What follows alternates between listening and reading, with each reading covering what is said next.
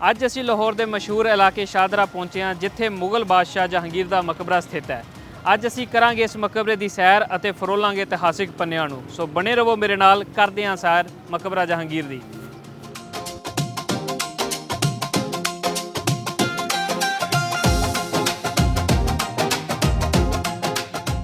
ਮਕਬਰਾ ਜਹਾਂਗੀਰ ਭਾਰਤੀ ਉਪਮਹਾਦੀਪ ਦੀ ਮੁਗਲ ਵਸਤੂ ਕਲਾ ਦਾ ਇੱਕ ਸ਼ਾਹਕਾਰ ਹੈ, ਜੋ ਦਰਿਆ ਰਾਵੀ ਦੇ ਕੰਢੇ ਤੇ ਸਥਿਤ ਹੈ। ਇਹ ਮੁਗਲ ਬਾਦਸ਼ਾਹ ਜਹਾਂਗੀਰ ਦੀ ਆਖਰੀ ਆਰਾਮਗਾਹ ਅਤੇ ਇਤਿਹਾਸਿਕ ਸੱਭਿਆਚਾਰਕ ਵਿਰਸੇ ਦੀ ਇੱਕ ਖਾਸ ਅਹਿਮੀਅਤ ਰੱਖਦਾ ਹੈ।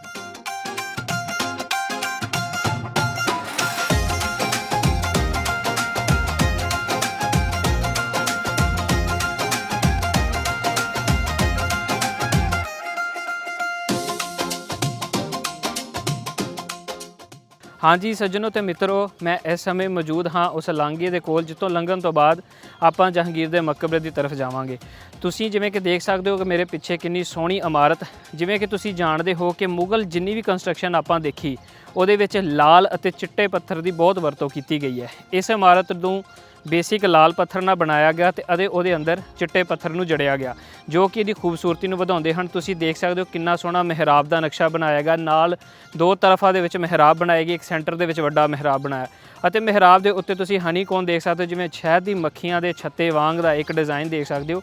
ਇਹ ਡਿਜ਼ਾਈਨ ਇਸ ਕਰਕੇ ਬਣਾਇਆ ਜਾਂਦਾ ਸੀ, ਜੇਕਰ ਕੋਈ ਬੰਦਾ ਉੱਥੇ ਬੋਲੇ ਤੇ ਉਹਦੀ ਆਵਾਜ਼ ਇਕੱਠੀ ਹੋ ਕੇ ਚਵੱਖੇ ਫੈਲ ਜੇ। ਇਸ ਇਮਾਰਤ ਨੂੰ ਡਾਕ ਬੰਗਲਾ ਵੀ ਕਿਹਾ ਜਾਂਦਾ ਹੈ। ਕਿਹਾ ਜਾਂਦਾ ਹੈ ਕਿ ਗੋਰਿਆਂ ਦੇ ਦੌਰ ਦੇ ਵਿੱਚ ਇਹਦੀ ਵਰਤੋਂ ਡਾਕਖਾਨੇ ਦੇ ਤੌਰ ਤੇ ਕੀਤੀ ਜਾਂਦੀ ਸੀ, ਇਸੇ ਕਰਕੇ ਉਹਨਾਂ ਨੇ ਇਹਦਾ ਨਾਂ ਡਾਕ ਬੰਗਲਾ ਰੱਖਿਆ। ਇਹਦੇ ਵਿੱਚ ਯੂਜ਼ ਹੋਣ ਵਾਲਾ ਲਾਲ ਪੱਥਰ ਜੈਪੁਰ ਤੋਂ ਮੰਗਵਾਇਆ ਜਾਂਦਾ ਸੀ ਅਤੇ ਇਹਦੇ ਅੰਦਰ ਜੜਿਆ ਹੋਇਆ ਸਫੇਦ ਸੰਗੇਮਰਮਰ ਉਹ ਮਕਰਾਨ ਤੋਂ ਮੰਗਾਇਆ ਜਾਂਦਾ ਸੀ, ਜੋ ਕਿ ਇਹਦੀ ਖੂਬਸੂਰਤੀ ਨੂੰ ਵਧਾਉਣ ਵਾਸਤੇ ਯੂਜ਼ ਕੀਤਾ ਗਿਆ।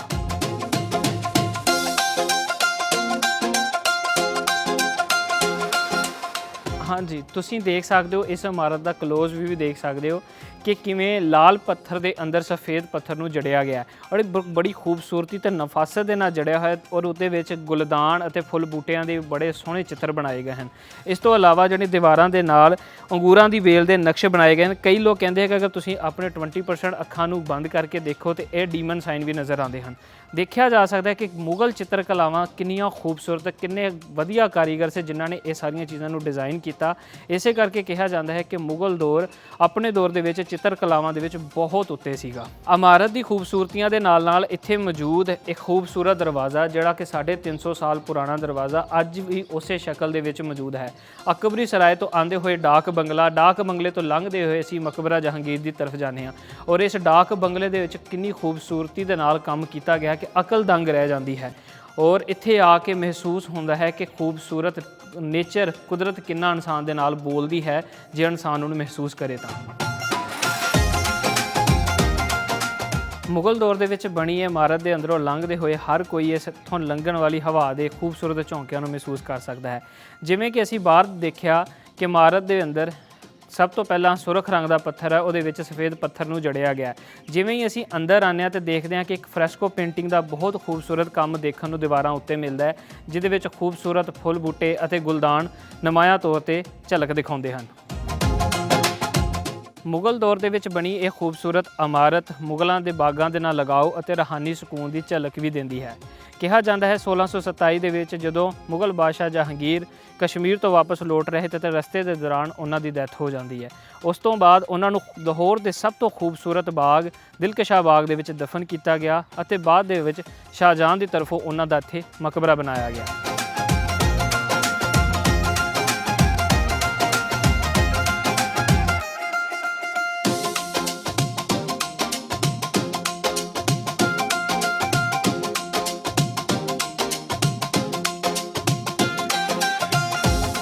ਮਕਬਰਾ ਜਹਾਂਗੀਰ ਨੂੰ ਦੂਜੇ ਮਕਬਰਿਆਂ ਤੋਂ ਕਾਫੀ ਮੁਖਤਲਿਫ ਬਣਾਇਆ ਗਿਆ ਕਿਉਂਕਿ ਇਹਦੇ ਉੱਤੇ ਗੁੰਬਦ ਦਾ ਨਿਰਮਾਣ ਨਹੀਂ ਕੀਤਾ ਗਿਆ ਅਤੇ ਇਸ ਤੋਂ ਇਲਾਵਾ ਇਹਦੇ 4 ਮੀਨਾਰ ਇਸ ਤਰ੍ਹਾਂ ਬਣਾਏ ਗਏ ਹਨ ਕਿ 1 ਡਿਗਰੀ ਇਹ ਬਾਹਰਲੇ ਪਾਸੇ ਨੂੰ ਹੋਣ, ਤਾਂ ਜੋ ਕਦੇ ਵੀ ਭੂਚਾਲ ਜਾਂ ਮੌਸਮੀ ਤਬਦੀਲੀ ਕਰਕੇ ਇਹ ਮੀਨਾਰ ਅੰਦਰ ਨੂੰ ਨਾ ਡਿੱਗਣ ਅਤੇ ਕਬਰ ਨੂੰ ਖਰਾਬ ਨਾ ਕਰਨ। ਜਦੋਂ ਵੀ ਕੋਈ ਮੌਸਮੀ ਤਬਦੀਲੀ ਕਰਕੇ ਅਗਰ ਡਿੱਗਦੇ ਨੇ ਤਾਂ ਇਹ ਬਾਹਰਲੇ ਪਾਸੇ ਨੂੰ ਡਿੱਗਣ। ਮੁਗਲ ਦੌਰ ਵਿੱਚ ਜਿੰਨੇ ਵੀ ਬਾਗ ਬਣਾਏ ਜਾਂਦੇ ਸਨ ਉਹ ਚਾਹਰ ਬਾਗ ਦੇ ਅਸੂਲ ਅਨੁਸਾਰ ਬਣਾਏ ਜਾਂਦੇ ਸਨ। ਇਸ ਅਸੂਲ ਦੇ ਮੁਤਾਬਿਕ ਚਾਰੇ ਪਾਸੇ ਹਰਿਆਲੀ, ਫੁੱਲ ਬੂਟੇ ਅਤੇ ਦਰਖਤ ਹੁੰਦੇ ਸਨ ਅਤੇ ਦਰਮਿਆਨ ਦੇ ਵਿੱਚ ਇੱਕ ਪਾਣੀ ਦੀ ਨਹਿਰ ਵਗਦੀ ਸੀ। ਮੈਂ ਇਸ ਸਮੇਂ ਜਿਸ ਥਾਂ ਦੇ ਉੱਤੇ ਖਲੋਤਾ ਹਾਂ, ਮੇਰੇ ਪਿੱਛੇ ਇੱਕ ਬਹੁਤ ਹੀ ਖੂਬਸੂਰਤ ਫੁਹਾਰਾ ਹੈ ਅਤੇ ਇਸੇ ਫੁਹਾਰੇ ਰਾਹੀਂ ਪਾਣੀ ਇਸ ਨਹਿਰ ਦੀ ਸ਼ਕਲ ਦੇ ਵਿੱਚ ਬਾਗ ਦੇ ਦਰਮਿਆਨ ਦੇ ਵਿੱਚ ਚਾਰੇ ਪਾਸੇ ਜਾਂਦਾ ਸੀ। हाँ जी दर्शकों, जिन्नी भी आप पिछे कंस्ट्रक्शन देखी सारी रैड स्टोन ਦੇ ਨਾਲ ਹੋਈ ਸੀ।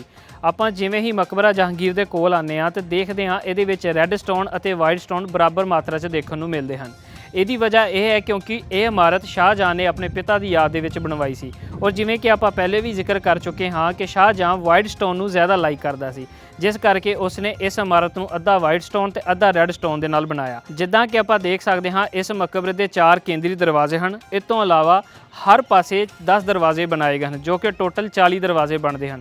ਇਸ ਤੋਂ ਇਲਾਵਾ 4 ਖੂਬਸੂਰਤ ਮੀਨਾਰਾਂ ਦੇ ਵਿੱਚ ਹਰ ਪੋਰਸ਼ਨ ਦੇ ਉੱਤੇ ਇੱਕ ਦਰਵਾਜ਼ਾ ਛੱਡਿਆ ਗਿਆ ਹੈ, ਜੋ ਕਿ ਇਸ ਬਾਗ ਦੇ ਵਿੱਚ ਮੌਜੂਦ ਇਸ ਮਕਬਰੇ ਦੀ ਖੂਬਸੂਰਤੀ ਵਿੱਚ 4 ਚੰਦ ਲਗਾਉਂਦਾ ਹੈ।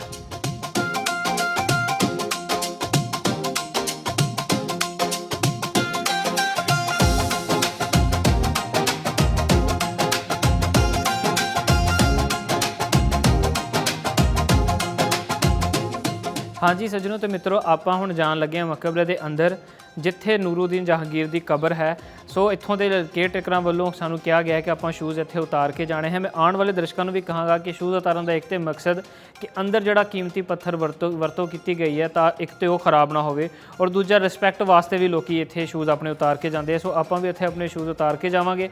सो अंदर तुहानूं दिखावांगे इस इमारत की खूबसूरती के बारे।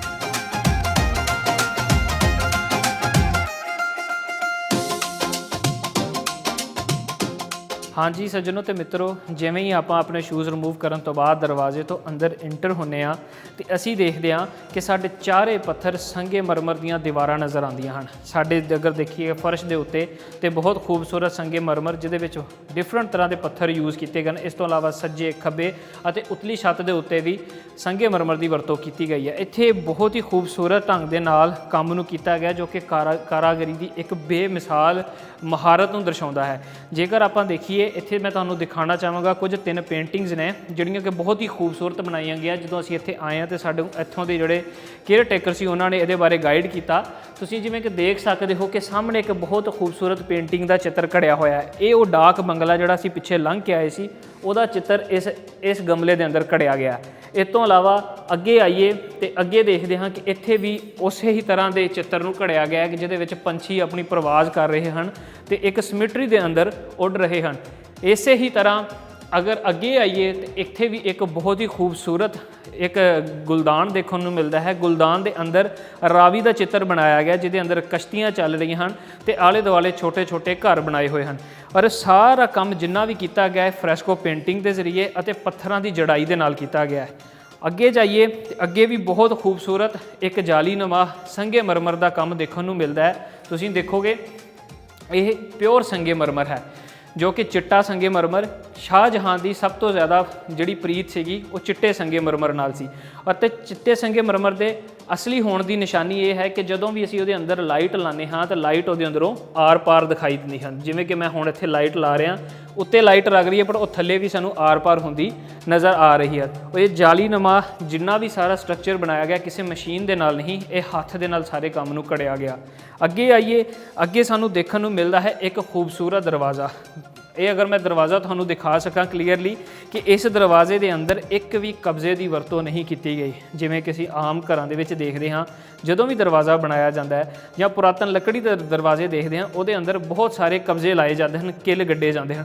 बट ये अंदर कोई भी किल अते कब्जा यूज़ नहीं किया गया। ये उत्ते एक नुकीली उहदी लकड़ी की धार बनाई गई, एक थल्ले बनाई गई अते उहनूं पत्थर के अंदर फिक्स करके इहदी मूवमेंट नूं अगे देख सकते हैं कि बड़े खूबसूरती नाल इहदी मूवमेंट हो रही है।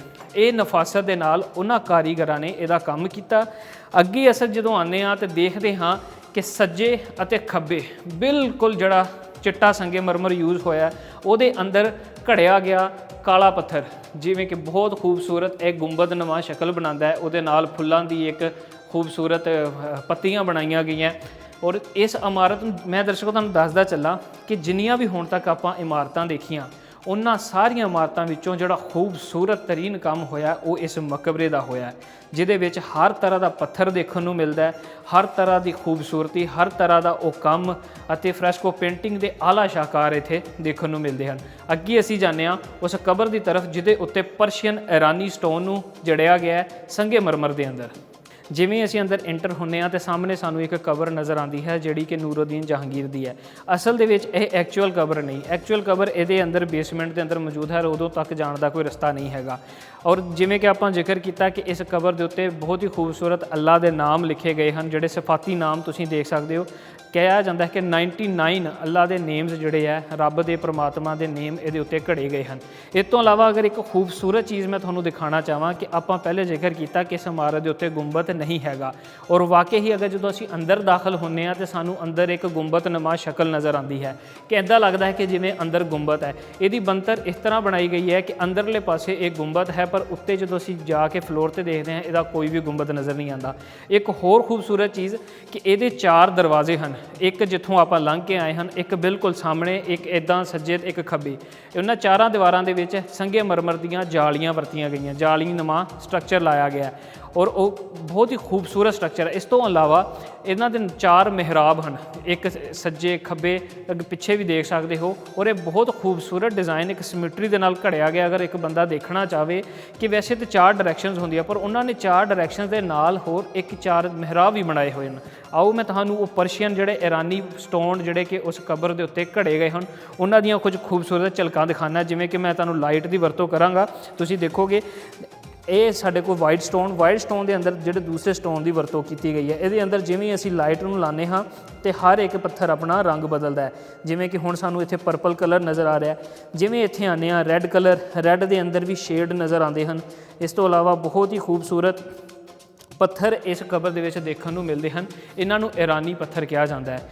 ਤੁਸੀਂ ਹੁਣ ਤੱਕ ਦੇਖਿਆ ਕਿ ਜਿੰਨੀ ਵੀ ਕੰਸਟਰਕਸ਼ਨ ਹੈ, ਸਭ ਤੋਂ ਮਹਿੰਗੀ ਕੰਸਟਰਕਸ਼ਨ ਇਹ ਜਾਪਦੀ ਹੈ, ਜਿਹੜੀ ਕਿ ਘੱਟੋ ਘੱਟ 10 ਸਾਲ ਦੇ ਸਮੇਂ ਵਿੱਚ ਕੰਪਲੀਟ ਹੋਈ।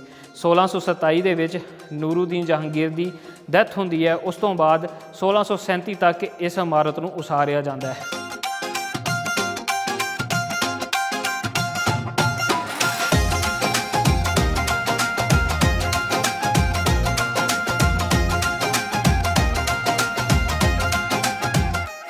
ਹਾਂਜੀ ਸੱਜਣੋ ਤੇ ਮਿੱਤਰੋ, ਅਸੀਂ ਇਮਾਰਤ ਦੇ ਅੰਦਰ ਬਹੁਤ ਹੀ ਖੂਬਸੂਰਤ ਇਤਿਹਾਸਿਕ ਵਿਰਸੇ ਨੂੰ ਦੇਖਿਆ ਕਿ ਕਿਸ ਖੂਬਸੂਰਤੀ ਅਤੇ ਕਲਾਕਾਰੀ ਦੇ ਨਾਲ ਇਸ ਇਮਾਰਤ ਦਾ ਨਿਰਮਾਣ ਕੀਤਾ ਗਿਆ, ਇਹਨੂੰ ਬਣਾਇਆ ਗਿਆ। ਅੱਛਾ ਦਰਸ਼ਕੋ, ਮੈਂ ਇੱਕ ਗੱਲ ਤੁਹਾਡੇ ਨਾਲ ਸਾਂਝੀ ਕਰਨਾ ਚਾਹੁੰਦਾ, ਜਿੱਦਾਂ ਕਿ ਅਸੀਂ ਪਹਿਲੇ ਵੀ ਜਦੋਂ ਕਿਸੇ ਆਪਣੀ ਇਤਿਹਾਸਿਕ ਵਿਰਸੇ, ਇਤਿਹਾਸਿਕ ਸਥਾਨ 'ਤੇ ਜਾਂਦੇ ਹਾਂ ਤੇ ਆਪਣੇ ਦਰਸ਼ਕਾਂ ਨੂੰ ਕਹਿੰਦੇ ਹਾਂ ਕਿ ਜਦੋਂ ਵੀ ਤੁਸੀਂ ਕਦੇ ਇਸ ਇਤਿਹਾਸਿਕ ਸਥਾਨ ਦਾ ਵਿਜ਼ਿਟ ਕਰੋ, ਇੱਥੇ ਆਓ, ਖਾਸ ਤੌਰ 'ਤੇ ਧਿਆਨ ਰੱਖਿਆ ਕਰੋ ਕਿ ਇਮਾਰਤਾਂ ਦੀ ਦੇਖਭਾਲ ਦਾ, ਇੱਥੇ ਜਿਹੜਾ ਕੰਮ, ਜਿਹੜੀ ਖੂਬਸੂਰਤੀ ਵਰਤੀ ਗਈ ਹੈ ਉਹਨੂੰ ਉੱਦਾਂ ਹੀ ਬਰਕਰਾਰ ਰੱਖਿਆ ਜਾਏ। ਕਦੇ ਵੀ ਉਹਦੇ ਉੱਤੇ ਆਪਣੀ ਕਾਰਾਗਰੀ ਨਾ ਕੀਤੀ ਜਾਏ, ਕਿਉਂਕਿ ਉਹਦੇ ਨਾਲ ਇਮਾਰਤ ਦਾ ਹੁਸਨ ਖਰਾਬ ਹੁੰਦਾ ਹੈ, ਜਿਹਦੇ ਕਰਕੇ ਸਾਡਾ ਇੱਕ ਹੈਰੀਟੇਜ ਖਰਾਬ ਹੁੰਦਾ ਹੈ ਔਰ ਆਉਣ ਵਾਲੀਆਂ ਪੀੜ੍ਹੀਆਂ ਵਾਸਤੇ ਇੱਕ ਮਿਸਾਲ ਹੈ ਪਿੱਛੋਂ ਚੱਲਦੀ ਹੋਈ ਸਕਾਫਤ ਕਿੰਨੀ ਅਜ਼ੀਮ ਤੇ ਕਿੰਨੀ ਉੱਚੀ ਹੈ। ਸੋ ਮੈਂ ਸਾਰਿਆਂ ਨੂੰ ਬੇਨਤੀ ਕਰਦਾ ਕਿ ਜਦੋਂ ਵੀ ਤੁਸੀਂ ਇਤਿਹਾਸਿਕ ਸਥਾਨ ਦਾ ਵਿਜ਼ਿਟ ਕਰੋ, ਕੋਸ਼ਿਸ਼ ਕਰੋ ਕਿ ਉੱਥੇ ਕਿਸੇ ਵੀ ਚੀਜ਼ ਨੂੰ ਖਰਾਬ ਨਾ ਕੀਤਾ ਜਾਏ। ਬਹੁਤ ਧੰਨਵਾਦ ਜੀ।